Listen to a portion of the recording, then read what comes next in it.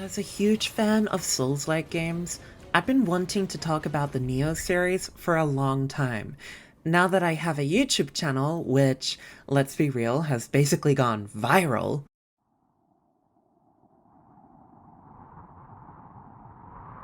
it just seems like the perfect opportunity to do it. No longer will I be annoying just my friends about how great the Nioh series is, but I will be annoying everyone. Complete destruction of the entire planet. So what is Nioh? Wasn't that Keanu Reeves? Yes, it was, but it was spelt differently. Nioh was an action RPG game by Team Ninja released way back in 2017. It was originally in development in 2004 for the PS3 as an adaptation of an unfinished Akira Kurosawa script. It was going to be a turn-based JRPG that would favor realism over fantasy. But after the success of From Software's massively popular Soul series, Team Ninja thought, oh, so we should probably just do that. And Nioh was born. A Soulsborne game with a unique focus on loot, armor stats, stamina recharge mechanics. It was a refreshing spin on the, at the time, relatively niche Souls genre.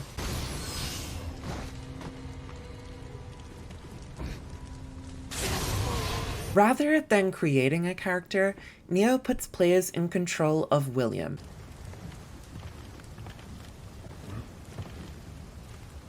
Who are you? This game makes use of controls familiar to most Souls series players. You lock on, dodge, block, heal. Where it begins to separate itself is through its weapon stance system. On the bottom right of the screen are 3 different stances. Putting your weapon in high stance allows for slower, more deliberate attacks that deal powerful damage. Mid stance offers a decent degree of damage, yet is more effective at breaking through an enemy's guard. Low stance offers the smallest degree of damage output, yet it is useful when wanting to remain evasive and for when wanting to quickly apply status effects to enemies. This allowed for a great degree of depth in the combat. Changing between different stances of a weapon in the middle of an attack could activate buffs to damage and also lengthen combos themselves. Anyway, one of the things that I loved that Nioh introduced is at all times, enemy stamina bars are presented above their heads. Since being hit when low on stamina results in you becoming stunned momentarily, the same rule also applies to your enemies, so you always know when both you and the enemy are at their most vulnerable. Regaining stamina in Elden Ring or any other Dark Souls game is a lot like this.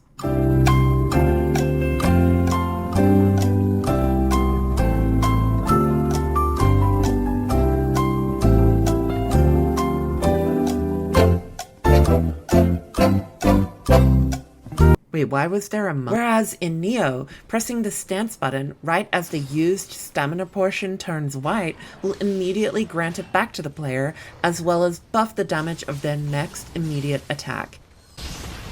It's fast and also ensures the player is constantly keeping an eye on their stamina. Eventually, when you become a god like me, you'll be able to do it without even thinking, kind of like breathing. Kind of like pooping. This mechanic is called Ki Pulse, and it's one of the many fun ways Nioh keeps its combat system engaging. Next is one of my favorite things in the game, the living weapon.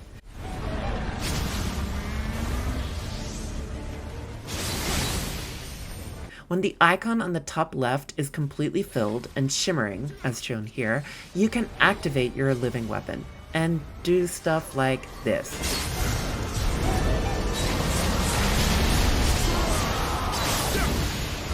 It prevents all damage to the player, allows you to almost completely obliterate anyone in your immediate vicinity, and stays active so long as you continue to kill enemies.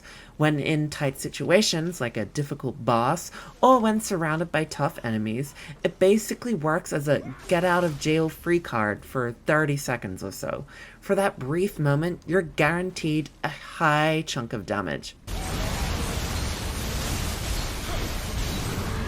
You may be noticing that the enemies in the game are basically piñatas. Once dead, they explode into an assortment of loot. Now, this is probably an unpopular opinion, but I've always loved this. You'll be coming across all different styles of Japanese-inspired armor sets and constantly changing your character's look in almost every mission.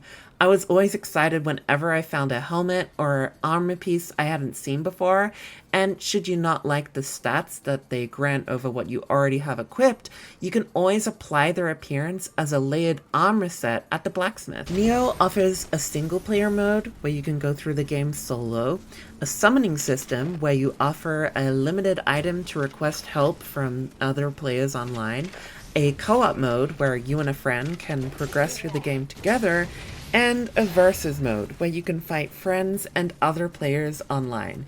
It's insanely fun no matter what mode you play in, and while Nioh doesn't offer a traditional invasion system, it does something really unique. When you die in Nioh, a grave marker appears at the place of your death. Should you die before reaching it, it will turn into a revenant.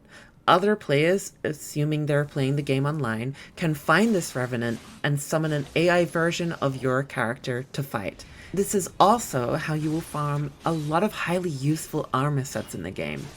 It's a shame though that revenants tend to have some of the dumbest AI and can be easily toppled, but it's fun nonetheless in moments where you're fighting the ghost of a fallen friend.